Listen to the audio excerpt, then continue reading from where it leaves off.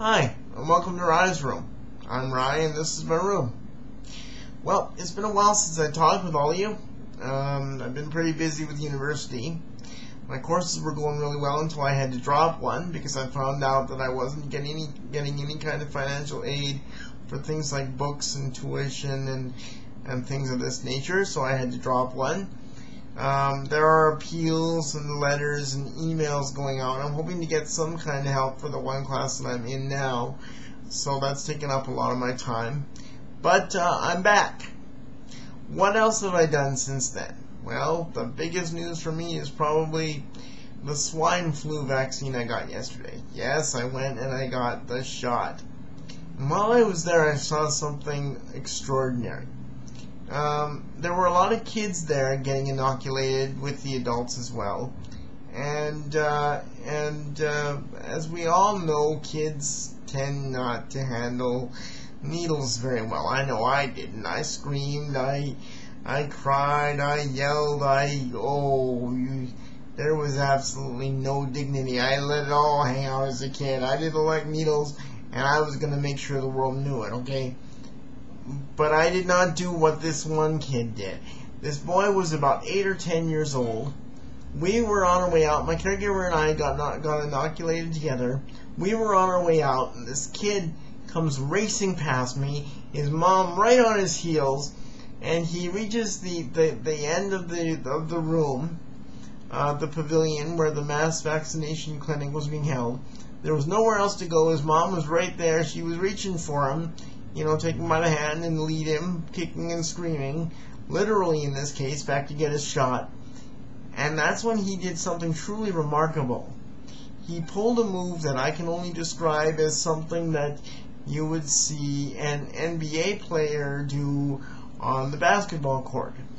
He faked left, and then he dodged right into the men's room. And that was a good move on the kid's part, because Mom can't follow him in there. He's perfectly safe in there. She can't come in there and get him, force him to get that shot. He's safe, right? True. She couldn't go in. So she had to go get the security guard, and the security guard had to go in and find this kid who was hiding in one of the stalls as far back behind the toilet bowl as he possibly could, just crying his eyes out.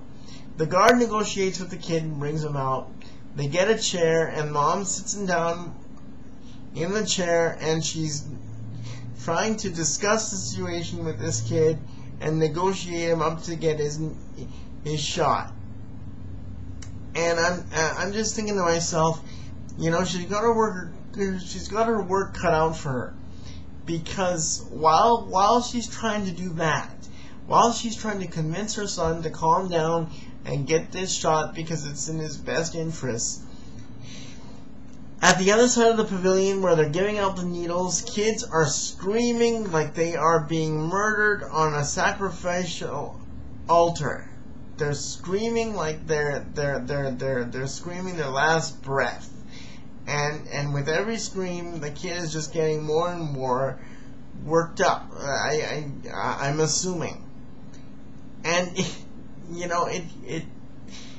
parents want to sell their point of view to the kid. They really want to impress upon the kid that it's not going to be so bad. They just have to be very brave for a minute, and then it's over, and then we can go get an ice cream. But it's pretty that ice cream is not as appealing when you hear kids your own age screaming like they're going to their deaths. So I really think that maybe what should happen in the future for future flu seasons is that kids, if this is possible, it should be set up so that kids can be taken to private rooms and given their inoculations, so that other kids don't hear the screaming and the crying and get scared. So I'm just going to put that out there. But this move that this kid made was just wow.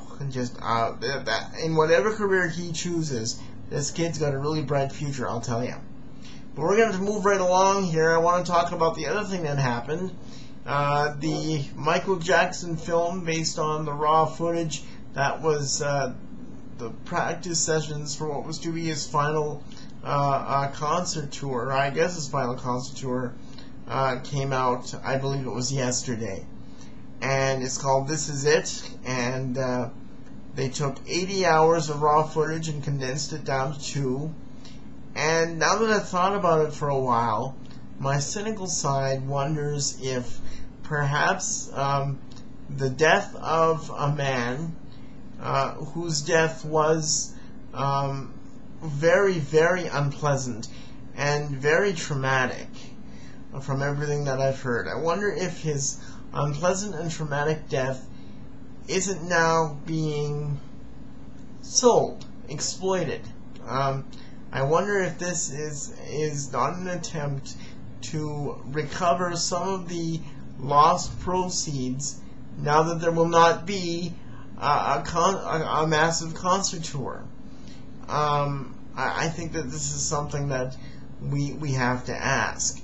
As I look back on what I know of Michael Jackson, which is not much, all my knowledge comes from the media, and the media is not always a reliable source of information, folks. But everything that I've seen recently seems to point to the fact that this man's life was not great.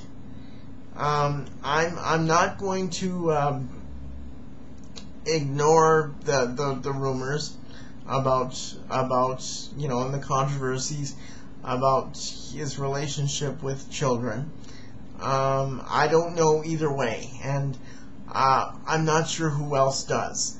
I don't think anyone out there knows enough to make any judgments, except for those who may have been closely involved. And that certainly, I don't think, is anyone in the media. It certainly isn't me, so I'm not going to make any judgments there.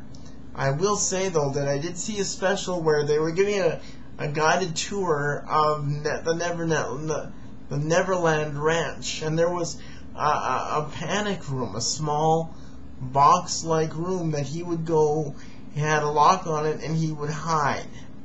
And I have to wonder, how much fear was this man living with, that he felt he had to hide in a small box-like room that was concealed in a corner of a larger room.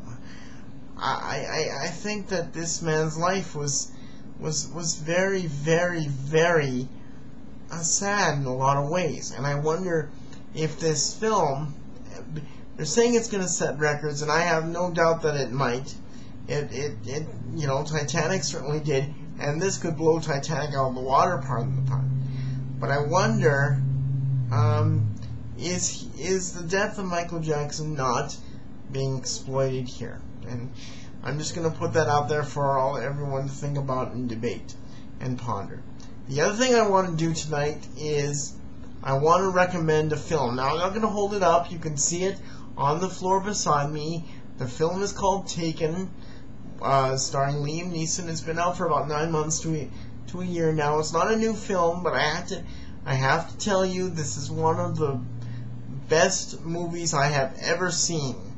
I know that the critics all said that all it was an action-adventure flick. It didn't pretend to be anything else, but for my money, there was a lot of emotion, and it is something that every parent who has a child, a daughter or a son, who wants to go abroad should see. It will scare the hell out of them, and it should. So all I can say is, Taken, Liam Neeson. Don't rent it, don't borrow it, don't burn it off the internet. Go out and buy it. You want an official copy in your DVD collection. It will not be complete otherwise. So there you have it. I'm all caught up. That's the latest news, and I'll see you soon in Rise Room.